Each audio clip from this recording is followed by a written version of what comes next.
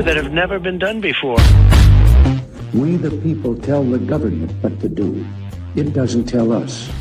We the people are the driver. The government is the car. And we decide where it should go and by what route to do. We the people are free. And I hope we have once again reminded people that man is not free unless government is limited. Never truer words spoken by former President Ronald Reagan. I think he spoke those words before he was actually president and knew what the hell was going on. Does any of us know what the hell's going on? I ask you. There is some crazy crap going down in the world. Most of it seems to be emanating from America, but looks can be deceiving. There's a shitload going out of Europe. And Australia, too, seems to be vying for its place in how stupid can we be? And, of course, being led by Clown 1, Anthony Albanese, who is being ably supported, although appearing in opposition, by Clown number 2, which would be Mr. Dutton. I don't know, folks. We're going to talk a lot more about those two clowns, I'm sure, in coming weeks. But one of the lead clown's supporting acts, Clown Penny Wong, was in Box Hill the other night. And she was part of a meeting being held in the Box Hill area by the Labor Party for all Box Hill residents. At least that was what it was appearing to be. This bloody thing is locking up again. I may just have to pop out and come back in. Give me a minute. We'll do that.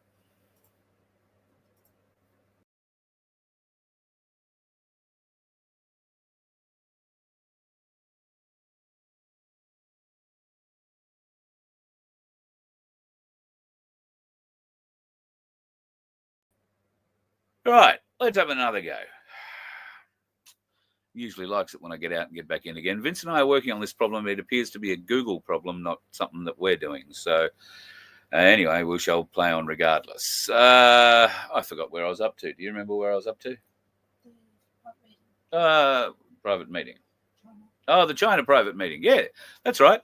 Round-eyed Australians and Box Hill residents were not allowed to attend. In fact, anybody who'd registered and bought a ticket online who turned up and looked vaguely like me couldn't turn up. Well, you could turn up, you just weren't allowed in. And there is a bloke who looks vaguely like me. He's, got a much better beard, if I say so myself. But he turned up and he had a ticket and he wasn't allowed in. Hello, Darren Bergwerf. G'day, Carl. How are you, mate? I'm all right. I see you are wearing the good colours tonight, mate. The Cali. That's the Cali. Yeah, got the Cali on. Yep. G'day to all the boys and girls in Cali. Box Hill.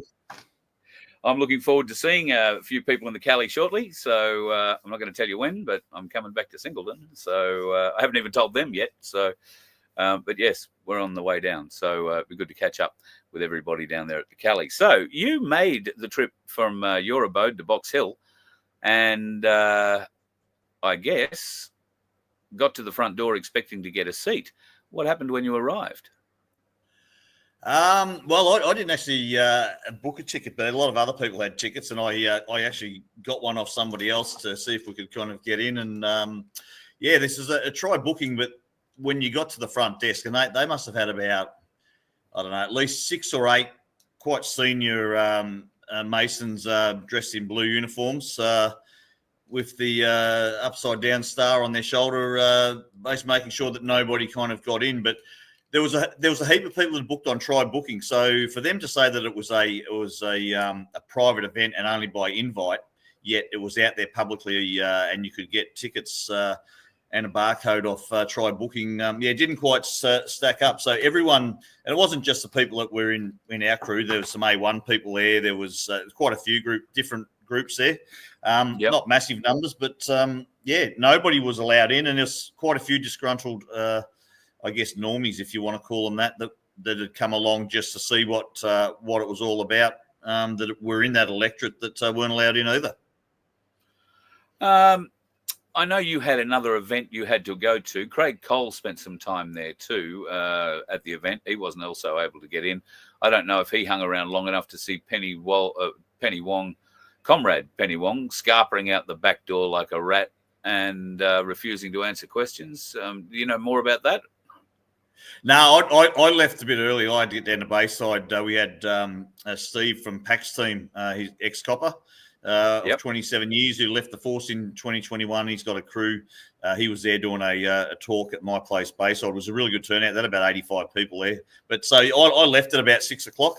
6:30 and headed off. So I wasn't there at the end when they were around the back of the building when Penny, scuttled out the back and into her waiting car. Mainstream media in Victoria covering the issue still, or at least the blowback from the event?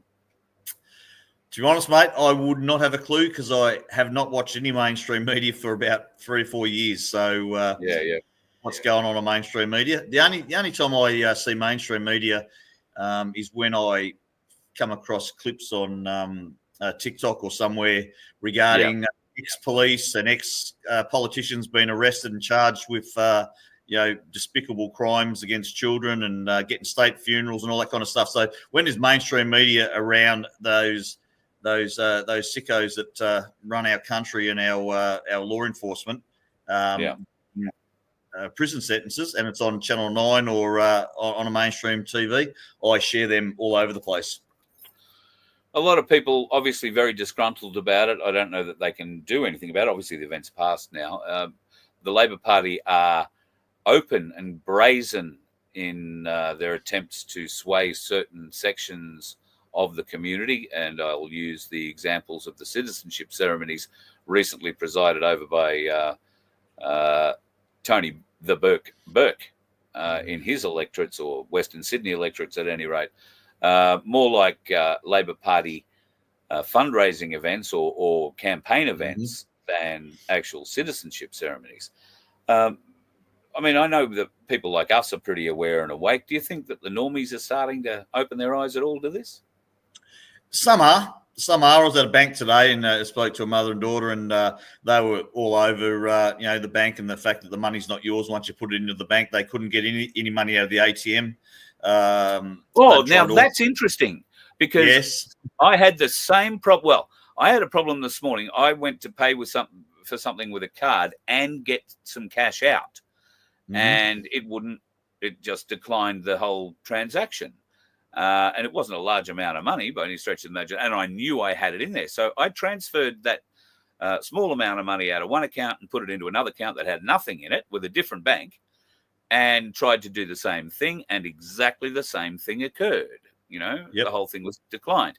I took away, don't give me the $50, and it went through.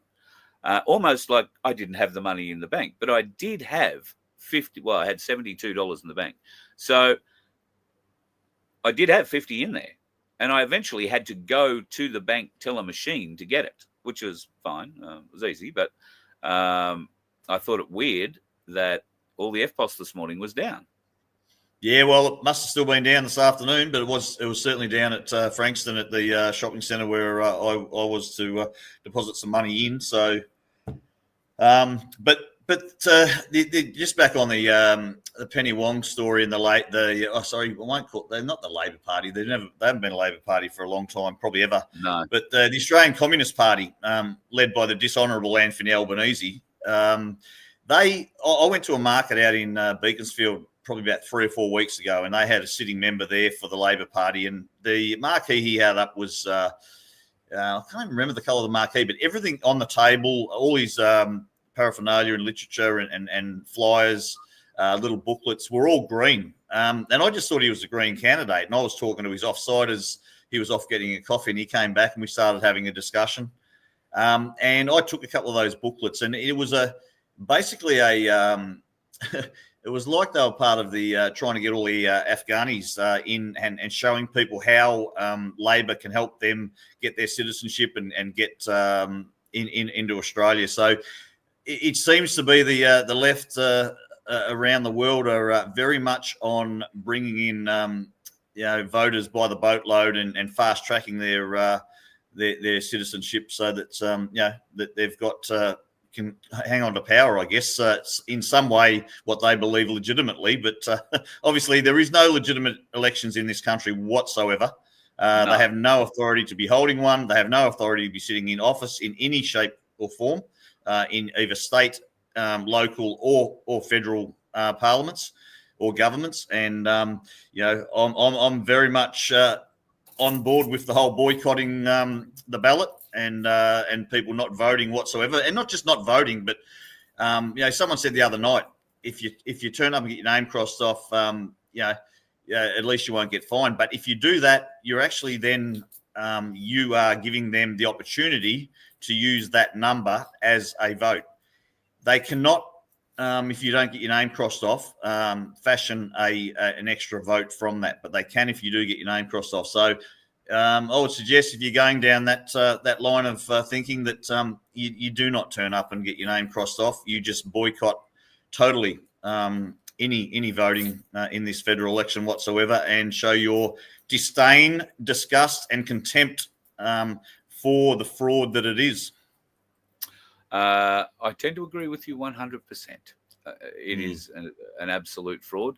I understand how many people are in a logic lock with it, and they feel that, well, we keep chasing that rabbit. We're chasing the rabbit that supposedly is going to bring us our freedom, and there are a few parties now poking their heads up, courting the freedom vote, if you like. Gerard Rennick and his party, People First. And I've got to admit, I'll play something for you. I don't know if you've seen this or not. Rennick's really, I've watched a bit of his stuff lately. He's really, I think, getting it now. He's talking a lot more. He's all over the gold issue. He's actually starting to come forward as someone that's looks a lot more legitimate than I thought any of them were. Here's a TikTok that he put out today, and I've got to say, I'm pretty impressed. I actually think, and I'll say this publicly, that our federal bureaucracy is the most criminal, corrupt organisation in Australia. In terms of, look, I mean, it's, I've seen it with the RBA and our gold bars in London. I've seen it with the Bureau of Meteorology when they tampered with weather records from the past, to get their point across. Net zero, 40 different climate models to calculate net zero. I mean, that's going to be open to so much potential abuse there. So it goes on and on. The Auditor General, that should be an independent auditor, must be completely spotless, right? Ex-Labor staffer, back in the 80s. We've got a big problem down there. And coming back to, my background's in accounting, grew up on the farm, mum's a nurse, dad's a farmer. But it is all about reconciling things and making numbers add up. And when I look at the quality assurance in the Canberra bureaucracy, it's just not there. And if things don't add up, they don't care. They just get away with it, lie their way around it.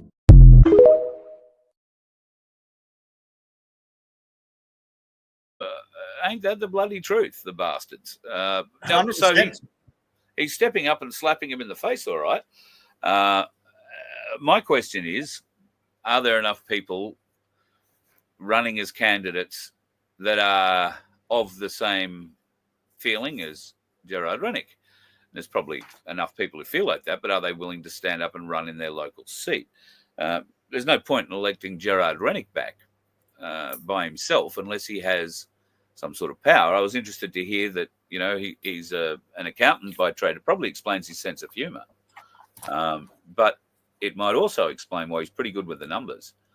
And based on the fact, if you haven't watched any of it, he has a YouTube channel where he puts up a lot of his questions that are asked of the bureaucracy during estimates. And I tend to watch all of them. They're pretty bloody good. He's right on the money with what he's chasing, and especially, as you say, Darren, the Australian gold in the Bank of England vault, which may or may not be in the Bank of England vault. It may actually now be in the Fed vault in New York before they go opening the doors at Fort Knox and taking a peek.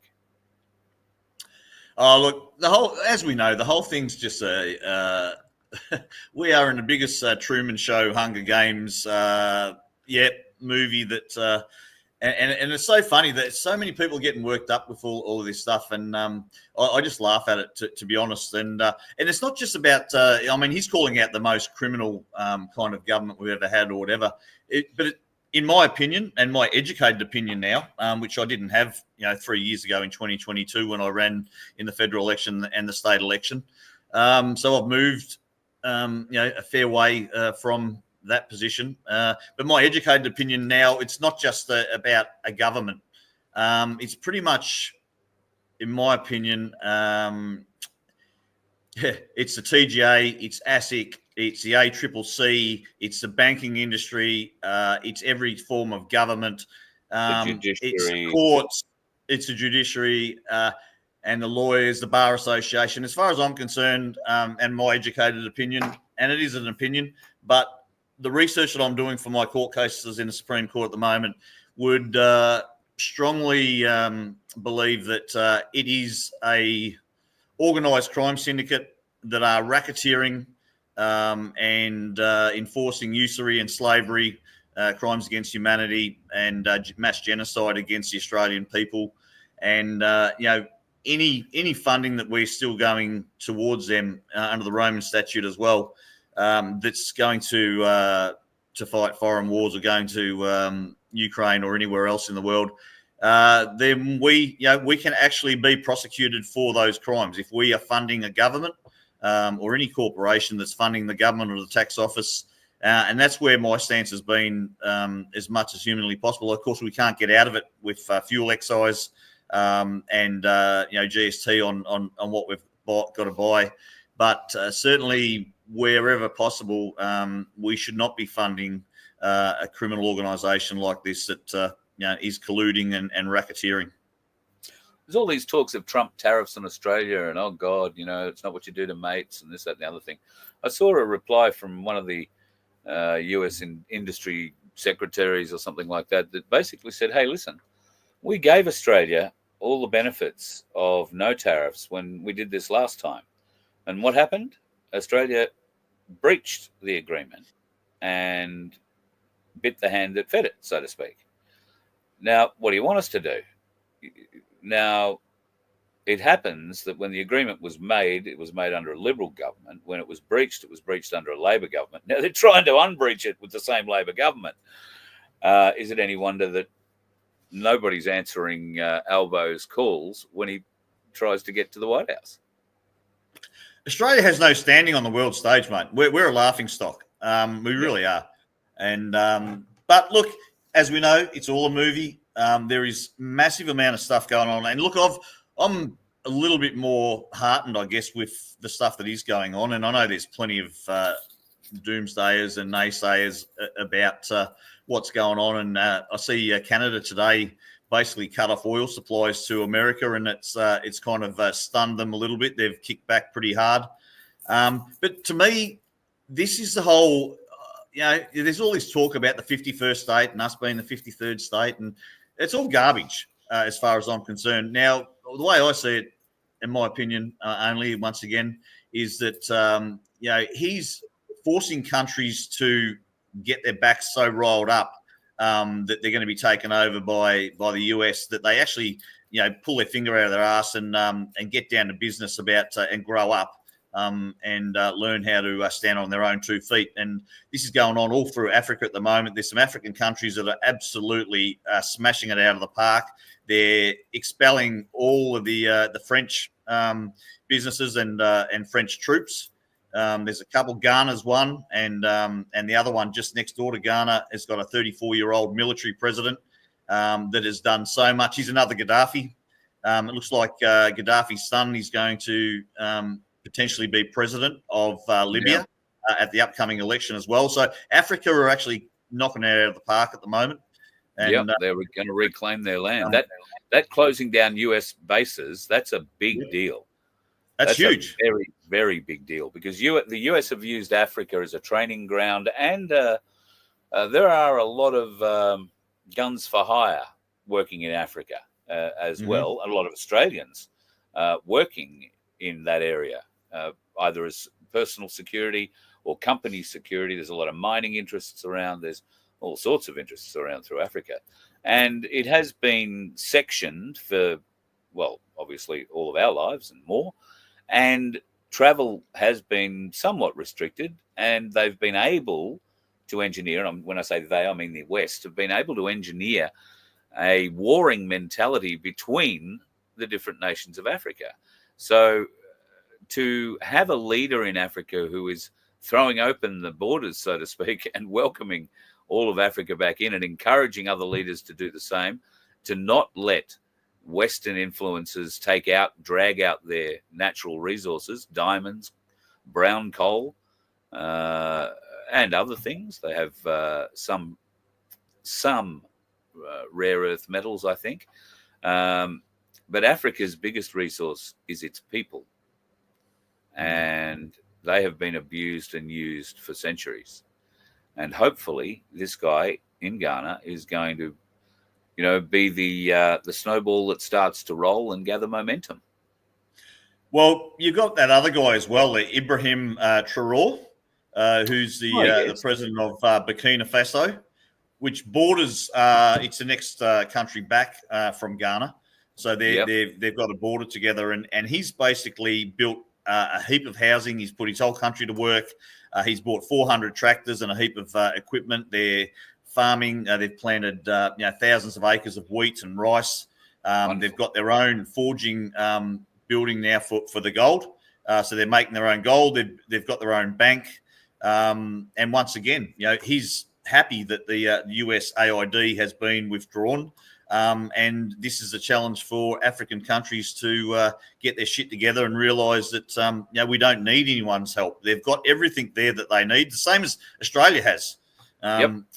Problem is that we are probably one of the worst countries in the world when it comes to control and being one of the Five Eyes. And this country was built by bloody Masonic filth. And look, I'm not saying that they were all Masonic filth back then and at what level they were. And I don't really comprehend how all of them are. I don't know, so I can't really comment. But certainly, this whole country was built and the systems in this country are revolving around the Masons. Yeah. Yep, certainly is. And just by the way, I'm still not one. I still haven't joined. So just to throw that one in there for anyone that still believes the bullshit from 2 years ago. Yeah, and I'll hold my hand up. I haven't been asked to join either. In fact, exactly the opposite is the message I've got. Actually, it was funny because at the Chinese town hall the other night in Box Hill, which is what they had on the flyer, Chinese town hall, at the Box Hill town hall, across diagonally, a little bit diagonally across one side was a 3-story Masonic lodge, and almost next to that, on a bit of a triangle the other way, I think there may have been one building in between, was the police station. So, wow. And it was like, holy shit, we're right in the middle of the triangle. Yeah. It's unfortunate, but they are everywhere. And and look, I know Freemasons. Some of them are really nice guys, and I have a hope in my heart that they actually don't know what they're part of. They're just low level, trying to work their way into what they think is a networking opportunity for business. I would hope, should any of them see this, they might come and ask why I'd be so worried for them. But I don't think that is the case. My experience has been with these people that they are hunted for a reason to join the Masons, and that's because they don't delve too deeply until they're told to. And, they supposedly can keep a secret, although certainly some of the ones close to me have no idea how to keep the Masonic secret. That leads me to understand, or to wonder at one stage, whether or not these new breed of Freemasons that are being sucked in. And I mean, you've done a lot of driving in regional areas of Victoria and South Australia and New South Wales. It's not uncommon to see signs up on the side of town saying, hey, listen, the Freemasons need you. Come to our next meeting on whatever night at this time and see what it's all about. So they're actively out there recruiting at the moment. And it's unfortunate, but the regional areas where they appear to be pretty strong as well. They have every big country town you drive into, whether it was Mildura or Swan Hill when I was up that way, or Ballarat, Bendigo, and especially the gold towns. They're everywhere. Yeah, 100%. So keep your eye open for them, folks. They are everywhere, and they will try and subvert whatever it is. If you're working for good, they will work against it, and they will think they're doing it for the right reasons, but in the reality of it all, they're probably working a scheme. So, it is what it is. When you get people like this guy in Africa that's working for $1,000 a month wage, he just drives around in a Land Cruiser and not a whole, and a lot of the leaders in Africa have taken billions and billions, let their people starve, and they're living life high on the hog. So, And then you've got Trump and Musk that are pretty much working for free. I don't believe they're taking a wage. They're there to do a job. So, there's a lot of heart in what's going on at the moment. And while all of us, I guess, got a bit disillusioned with and frustrated and impatient with the whole plan.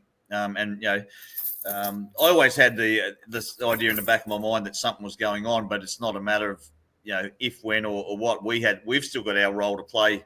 But I think people should be heartened to see that, in my opinion, again, that the fact that there's so much public knowledge, mainstream media, and how hard they're going at the low-level shit kickers, the politicians and judges and courts and that at the moment would indicate to me that they're pretty confident that they've cleaned out every opportunity that the filth would have of causing major catastrophes. So they've obviously de-weaponized them. They've obviously cleaned out all the up echelons, and now we're seeing the public takedown. To me, that paints a pretty strong picture that things are fair income.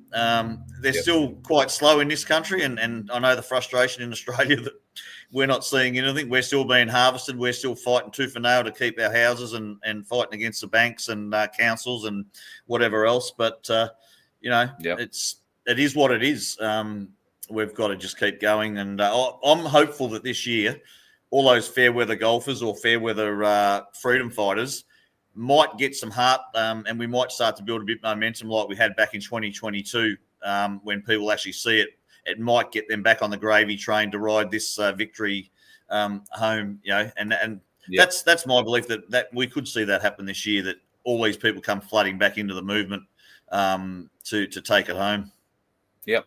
Well, there's certainly enough evidence stacking up if we were to compare what we thought was going to happen in 22 to what it is happening now in 25 and everything in between. I think we'd come out on the positive side of our predictions, if you like. So I would hope that if they were put up side by side, and I can probably go back through and do that, we might be able to show a few more normies that there's no point in just playing it here on the Voice of Freedom. It's actually got to get to venues where the normies sit. Should we really start to be thinking about, wash my mouth out with soap, should we really start to be thinking about mainstream, say, TV or radio advertising that draws people to a website that can provide more information? Potentially. Look, they are finding it. At Bayside Wednesday night, like I said, there was about 85 people there.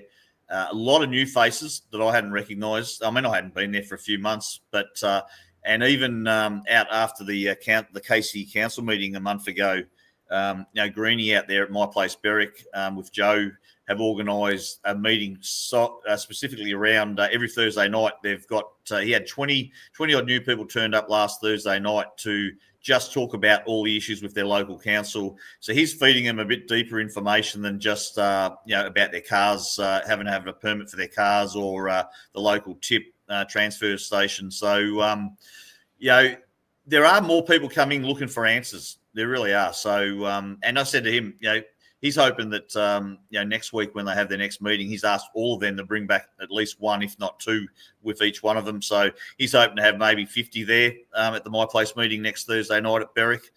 So I think, we've got to get new people. We've got to start to feed these new people into a little bit deeper comprehension of what's going on. And look, all we can do is say all we can say is we can offer a bit of a pillow.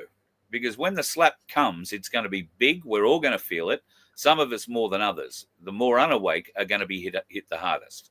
And all we're trying to do is offer the opportunity for those who, and it really doesn't matter whether or not you believe or believe as strongly as we do. What's the problem with being prepared? Hear us out. You might get some knowledge that should all of a sudden the bank's closed, you can't get any money, the world's shitting itself, and some of the stuff that we've been saying comes true, all of a sudden you're going to want to know more. So be prepared. You're going to wish you listened. So nobody suggests you have to believe. We are not drumming these things into you. This is one of the great lessons in this life that our souls are here to learn. We have to discern and make our own decisions.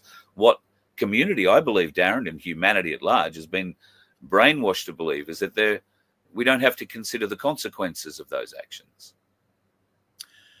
Well, these people in power believe that they're protected and they've got some kind of amnesty, and I know for a fact that they're not going to have that. But I red-pilled the coffee lady at our market last month, pretty heavy, and she's been in the medical industry all her life. I didn't realise she was friends with Brett Sutton when I told her he's going to swing for what he did and the terrorism, and she said, "Oh, he's a good man and he's this and he's that."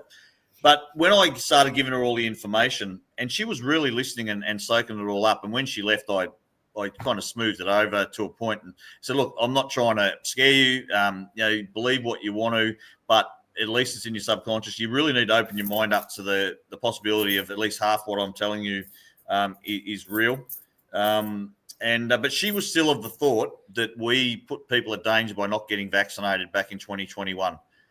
Even at this time. So she's a nurse, or had been a nurse. She's got herself a coffee van now. But like I said, I kind of hammered home some pretty heavy points. And when she walked off to have a smoke and I walked off with her, she said, "Look, it's enough to make you, if what you're saying is true, it's enough to make you want to do your risks." And I said, "Yeah, that's what we're trying to avoid. And we're trying to help people start to process the idea that, this may be true, so that you can start to think about it." And so when all the intel does come, and it's going to come thick and fast this year, you're not going to feel that way. You're going to already have started to process the concept that your whole life's been a fucking lie. A little bit of unbrainwashing begins a process. Yep. So you don't need to have your hand held. You don't always need to be told. Once a little bit of unbrainwashing has been done and your eyes have been opened, then you will start finding the truths for yourself. And you will know in here, in your heart, in your soul, whether or not this is true or not. That's how I feel about it, at any rate. Just my opinion. As Darren likes to say tonight, and that's a good thing. It is only opinion that we are talking. It's nice to sit around. We just haven't got a beer. We should have a beer. It's Friday night. Well, I'm learning this language a lot more because of all the work I'm, putting together around affidavits and rebuttals of, writs and claims in the Supreme Court. That, if you don't put that language in it and be asking questions, then you're making a claim. You've got to prove it. The CBA have made several claims in their statement of claim, obviously. I've got some very, very heavy rebuttals on nearly all of their claims. So that's coming up next month too in the Victorian Supreme Court. All right, all power to you for that. Yeah, well, it's only a directions hearing. And to be honest, the only reason that it's got that far, and I might be cutting it off at its knees, hopefully, yet, because the writ has never been served. And I've already let the court know that the only reason that I've put in a notice of appearance and a notice of defence is through the fear of, the court making a summary judgment and the bank coming and stealing my home and selling it. Right.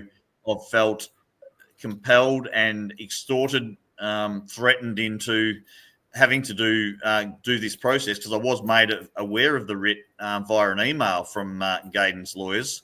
But there's some few things around the writ that are fraud, and so I'll be basically trying to get that dismissed to start with, and they can start again and get myself a few more months up my sleeve to put my case together. Yep. All right. Well, best of luck. And, we know a few people who can help out. In fact, you probably introduced me to most of them. So, look, I'm spending a lot of time. That's where I was out at Bacchus Marsh on Wednesday for 6 hours in a meeting surrounding that. I've had some information come through to me today from Doris, who she's got some really good stuff as well. She's still fighting her cause. They haven't sold her property, and it's been 5 months since they stole that off her and pretty much dragged them out of their house, Doris and Michael. So that alone, and she's got an estoppel or an injunction in the High Court, but that alone says that they're concerned that they might have fucked up. And there's some really solid information out now around the banks. What she sent me today is absolute gold. I got some good gold nuggets out for my court case, and a strategy on Wednesday as well.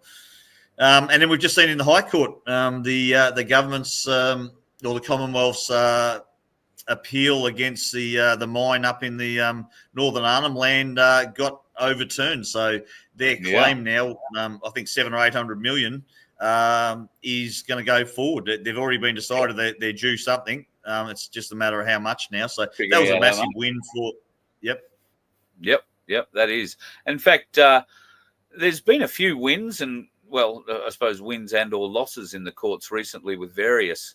I'm just going to see if I loaded any of them up. I had one that I was going to pull up and talk about, but I don't know if I got that far.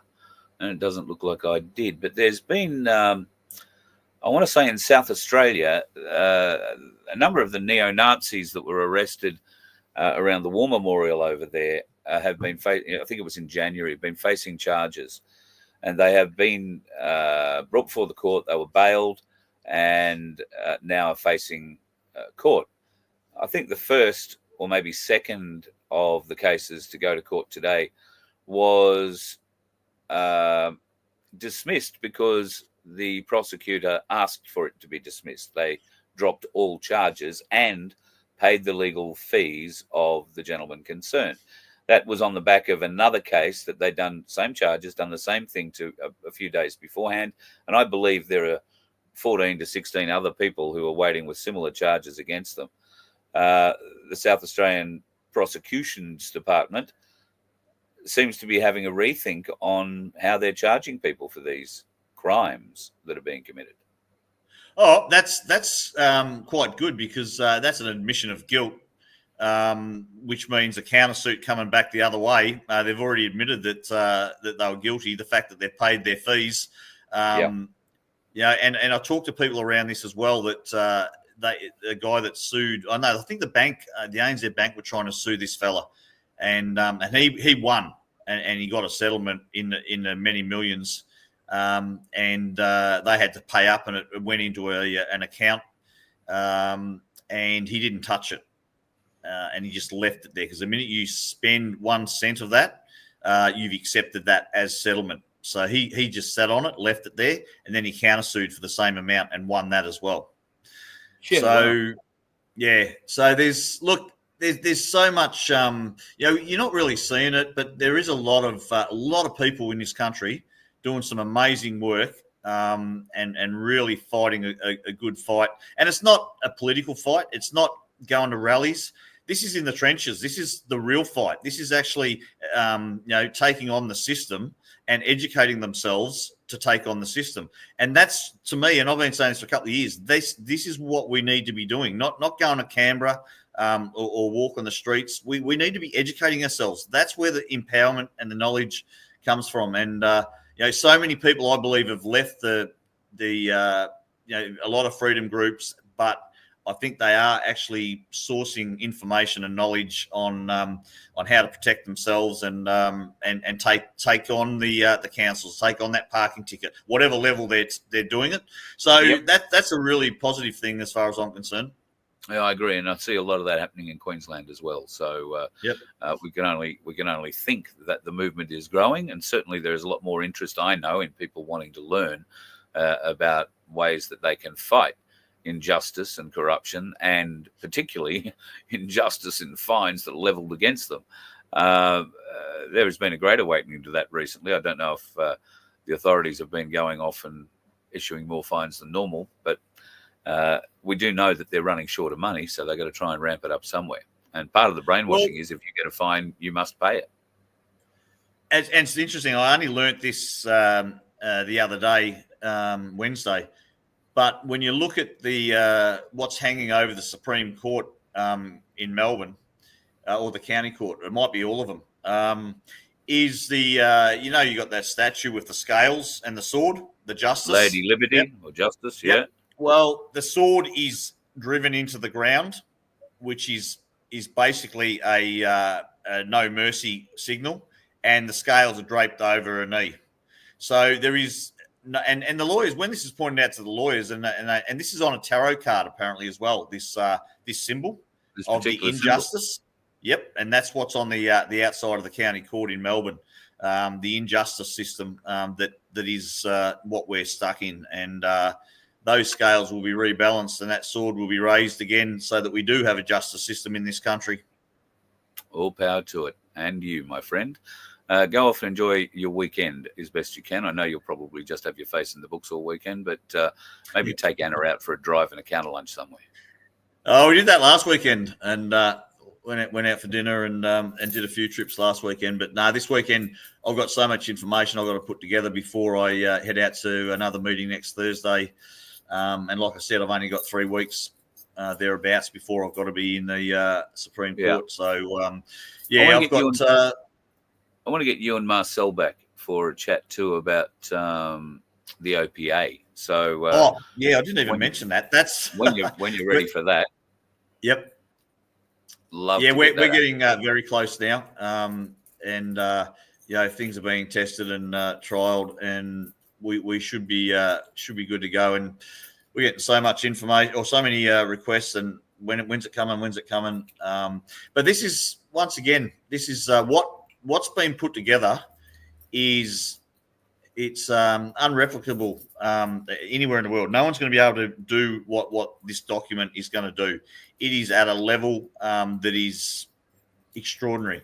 And once again, everything that's inside of this PMA and the 10 or 11 kind of stages of the education to learn who we are it's an amazing piece of work, and I think people are going to be absolutely stoked when we get there. But it's not just I'll just give it a quick plug while we're here, because I find, and a lot of groups are dropping off. I know Commonwealth Custodians are pretty much wound up now.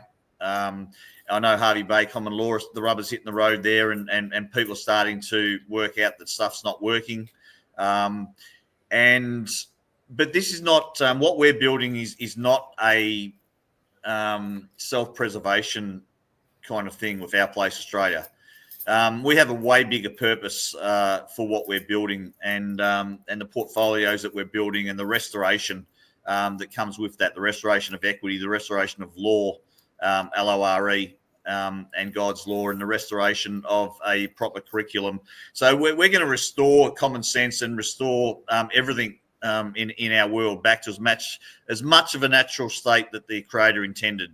So that's getting rid of pesticides, organic foods, preventative health care, all of the stuff that I know there's a lot of people out there that have already got the knowledge on this, but this is our purpose. The portfolios within Our Place Australia and are going to be very focused on about 6 or 7 major key areas to start with, and we'll build our teams around that. And we're going to build a model of a way forward, totally abstract to the Westminster system. We don't want people handing over their power to somebody else.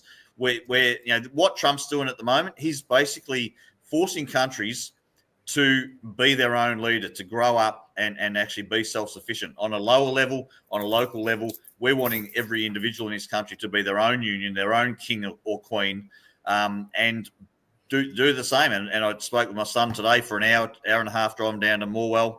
And this is what it's about, being responsible for yourself. Don't give your power. Don't expect other people to do it. If you want to learn something, you go and find the information. It's up to you. You've got to put the work in. And this is the mindset change that we've got to get. We're too lazy. We'd rather go off and have fun than actually learn what we need to learn. And if we continue with that mindset and we don't do the hard work, we're going to continue to be a slave. Yep, 100%. Have a great weekend, brother. Be safe. And you too, mate. Thanks very much once again, and good. Have a great weekend to all your viewers too. Thanks, Carl. Lovely. Cheers, mate. And I see Penny in the chat, Penny J, one of the coordinators for My Place Australia, saying that there are heaps of people joining at the moment, and they're launching a whole heap of learning modules at the moment too. Now, you'll get that through the Unity Hub, folks. If you don't know much about the Unity Hub, go to myplaceaustralia.org and check it all out. I think it'll cost you, I think it works out at $60 a year. So what's that make it? $5 a month? Coffee. a cup of coffee a month. And the level of information that's available to you free of charge in there, outside of your $5 donation for membership, is phenomenal and growing on a daily basis. Penny needs to be commended for everything that she's doing in the background, and her team. It's not just her too. So good on you, Pen. Doing a great job. Sunflower, I see you've popped in the room. Michelle Bradley Smith has joined one of the My Places. I forget now, Morwell, I think she said in the chat earlier. Good luck. Hope to see you there in the not too distant future. I might bring a few friends with me. Morwell's not too far from Melbourne. And Sunflower, I hope you and the family are recovering every day with the lung issue, the pleurisy. God, bloody awful thing. And thank you again for everything that you do to help me, help the Voice of Freedom, and keep me a little bit sane. I really appreciate it. Love you dearly, as I love you all. And that's why I want you all back here, maybe over the weekend. Ramona and I have been having a bit of a chat this week. She has been, as you would expect, a very busy lady. And I have been caught up with things like cyclones and, well, other stuff, which we'll get to talk about one day in the not too distant future, I hope. But Ramona and I are trying to get together maybe tomorrow, maybe Sunday, for another live where we are going to talk. A lot of people are very interested in the passage of right and what that means, what sort of paperwork has to be done. And there is a bit of learning to do. You're not going to learn it in this show. We're going to talk about it and give you an idea of what it actually is and how it works and what it's useful for. It may not be for you. It might be for you. If it is for you, I'm considering putting on a weekend seminar here. If you would like to be part of that, and at the end of that Saturday, Sunday, or we might make it a Friday evening barbecue get-together, hello, and then Saturday will be an intensive day of study, with Sunday morning being a recap and a signing of the documents and doing everything you need to do before heading off to wherever you need to go home. Now, if that's something you're interested in doing, Mona will be here to present that and to educate. Please reach out to me, carl@vofhq.com. It's only going to be small. We'll probably only take 10 to 15 people is about the maximum size we will take for this. It's not going to be a very expensive process, but there will be a cost to it. Of course, if you have your own accommodation, I reckon we might be able to figure something out. But if you are requiring motels and that sort of stuff, well, there will be that extra cost at your expense, obviously, because I've got no money. I'd put you up for nothing. If I had the money, I'd shout you a motel room. It's just what a kind of fellow I am. Anyway, over the weekend, hopefully Mona will be in to have a bit of a chat. We'll see if she's recovered enough after her very, very big week. And if it's not tomorrow, it will be Sunday. And God knows what else is going to happen in the world in the next 24, 36 hours. So there is every likelihood I'll be back to chat with you again. Be safe on the roads. The dickheads are out there. I dodged one today. You let one ant stand up to us, then they all might stand up. Those puny little ants outnumber us 100 to 1. And if they ever figure that out, there goes our way of life. It's not about food. It's about keeping those ants in line. That's why we're going back. Does anybody else want to stay? Let's rock!